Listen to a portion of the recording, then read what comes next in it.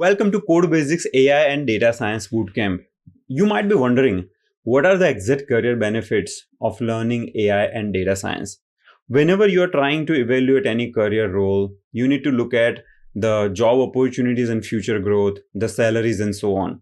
Talking about job opportunities, if you go to any jobs portal such as Naukri.com, Indeed, LinkedIn Jobs, etc., and search for the career title data scientist, you will find thousands of jobs. You can also search for data science because some of the jobs they post using a title called data science analyst or data science intern, data science engineer. They use different career titles. So if you use those titles and search for those jobs, see here I'm showing AI engineer, you will find a good understanding of what's happening in the current time. The screen I'm showing you right now, it is at some point in time, but things change. So I would suggest you go to any job portal, search for the job post, and you yourself will get an idea how many jobs are there. Here I'm showing you some screenshots from LinkedIn Jobs for US jobs. Now you can search for all these career title roles. Some companies will call it Gen AI developer. Some companies will call it machine learning engineer, AI ML engineer, NLP engineer, computer vision engineer. They use all these different terms, but this bootcamp will prepare you for all these career roles. If you talk about enterprise AI adoption, we see one trend in our company, Atlic Technologies, which is an AI services company. We have many clients right now in US, Europe, etc. And we are seeing this trend that while at academic level or at the level where OpenAI and Google, all these big tech companies are working, the advancements are happening fast. But if you look at other enterprises, let's say you talk about companies such as Walmart or Reliance or any small or medium scale companies, their adoption rate of AI is actually slow. So what happens is they start the project is gonna go for many years because there are regulatory hurdles, there are process related hurdles. So if you worked in software industry, you will know that when you start any project, it takes many years. So I think same thing is going to happen with AI. AI boom has just started. Organizations and businesses across the world have realized the need of AI adoption. They have started these projects, but as of 2025, what I'm seeing is most of these projects are in POC state. They're maybe building some POC, playing with it, releasing some small software internally and not releasing to their clients. So that is the stage we are in. In next year, what's going to happen in 2026, let's say, there will be more wider adoption where they will release all this software to production. There will be a clear guidelines in terms of AI regulation. Right now, only Europe has published a proper guideline. Other countries, even US, has some rough guidelines, but they don't have a comprehensive AI regulation framework because everyone is trying to figure out, what this thing is. To summarize, what's going to happen in next few years is this adoption will increase slowly, and for all that time period, which can be 5-10 years, I don't know the exact time period, the demand for AI engineers and data scientists is going to grow. If you talk about salaries, you can once again go to Google, search for, let's say, Glassdoor AI engineer salary. Here it is showing a salary range for Gen AI engineer, which is 4 lakh per annum, 4 lakh rupees per annum to 13 lakh rupees per annum for India. And this is a fresher level salary.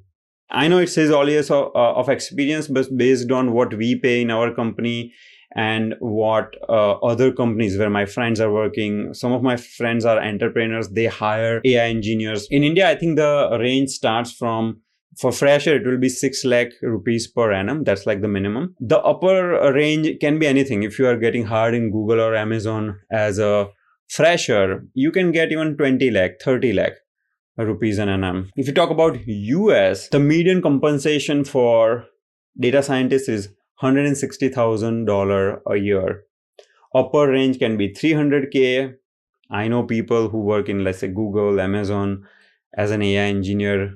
If you include stock options and everything, they make even $400,000 a year, $500,000 a year. This is realistic, okay? I'm not I'm making this up because I know people who are working for that salary range. Now your exit salary will depend on three factors. Number one, company that you are working with. If you are working for Amazon, Google, you will be paid higher. If you're working for a company which doesn't have that big of a business and budget constraint, you will earn less. Second factor is your own experience and skills. Okay.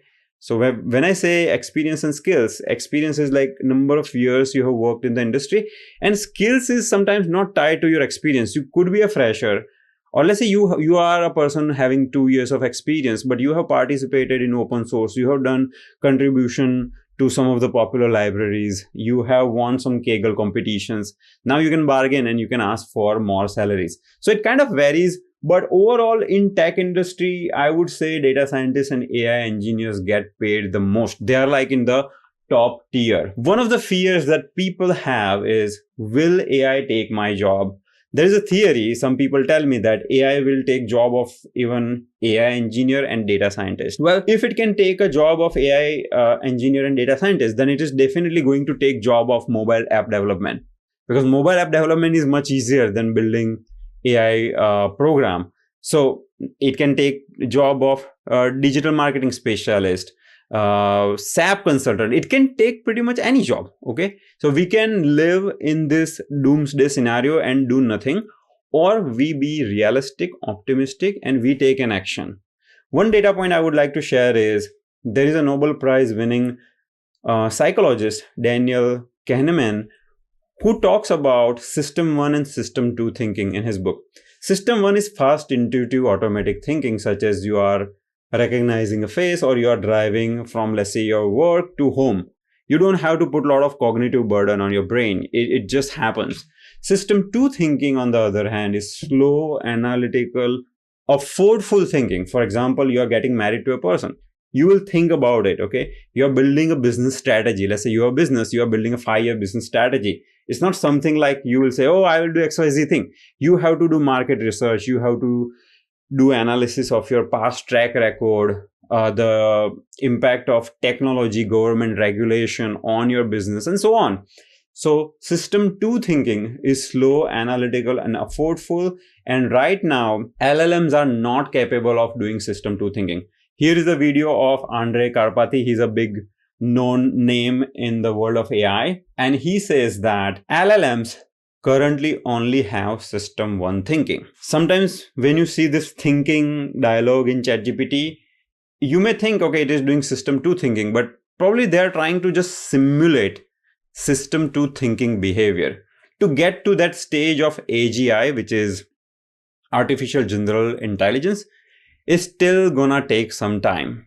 I know some people who work in core AI group in Facebook and other big tech companies, and they have the same opinion. Even if you talk about Yan LeCun, who is the inventor of convolutional neural network, and he's the, I think, a head of some AI division in Meta. If you read his tweets and his LinkedIn post, he's also kind of having similar opinions. We don't know when exactly AGI is going to happen, but as per Yan LeCun, we need some academic evolution as well. With current transformer architecture, etc., we can do this much. If you talk about our world understanding, where you are interacting with the world, the physics and your interactions, LLMs are not there yet. They are like a stochastic parrot to an extent, and they're trying to predict the next word. Okay, so sometimes you hear all these articles and you think, oh, all programming jobs are going to be taken by LLMs. You see Nvidia's CEO saying, okay, you don't need to learn coding. I feel like, see, some of these folks like Elon Musk, Nvidia's CEO, they are visionary, but sometimes they're big mouth. They have some incentive that they want to do kind of marketing in a way that their chip sales or their car sales will have some benefit by them making a public statement. This is my honest opinion, folks. But yeah, system 2 thinking is not the feature of LLMs today. So the people who have this 2.0 mindset, and when I say data scientist 1.0 versus 2.0, it applies to any role. You can be mobile app developer 1.0 or mobile app developer 2.0, business analyst 1.0, business analyst 2.0. So 1.0 career professional is very much task oriented and they do things as directed. Let's say you are developing a mobile app. Usually, like in my own company, like I have an experience, like running this organization. I have more than like 60 people who work on mobile app development, AI, software development, and so on. And when you notice the trend across the industry, what you will find is you will have one team, let's say 7 or 8 developers. 1 or 2 people will be star. 1 or 2 people will be, it's like a bell curve. It will be horrible. I mean, they can get fired at any time. And remaining people will be in the middle, like they are average. So if you are average or in the bottom side of it, your job have a risk from AI. These people, what they do is they are given a task. Let's say you are building a login page in your mobile app. You will get a mockup from your UX team. And all you're doing is translating that mockup into working code. You will be given business logic that if login button is clicked, do this thing. You are given all these business requirements, document and all that. And you are just a translator of business requirement document, BRD and UX mockup into a working software. This is 1.0 mindset. Very much task oriented, do as directed. 2.0, on the other hand, is a person who is interested in solving the problems, which means when they are given business requirements, they might question, okay, I think we should not do this. We should do things in a different way. They might propose different technical solution as well as they will take interest in the business requirements. They'll try to understand business and they will also provide valuable inputs to a business manager. They have soft skills. They are very good in communication, expectation management, stakeholder management, meeting deadlines. They have computational thinking approach. If you look at engineers from big tech companies like Google, Amazon, even Bloomberg, you will see these people have computational thinking mindset where they think of themselves as a problem solver. They think about the scaling, the distributed computing, thinking about business requirements and delivering the optimal solution at a minimal cost. So people who have 2.0 mindset, they will thrive. So what's going to happen is even if AI is taking jobs away from you, and if there's a 10 people team in a company, maybe they can do the same work with 7 people team or 5 people team. But those remaining 5 people will all be 2.0 mindset people. All right. I think that was too much talk, but I hope it gave you some understanding on the future opportunities and current opportunities in the space of data science and AI.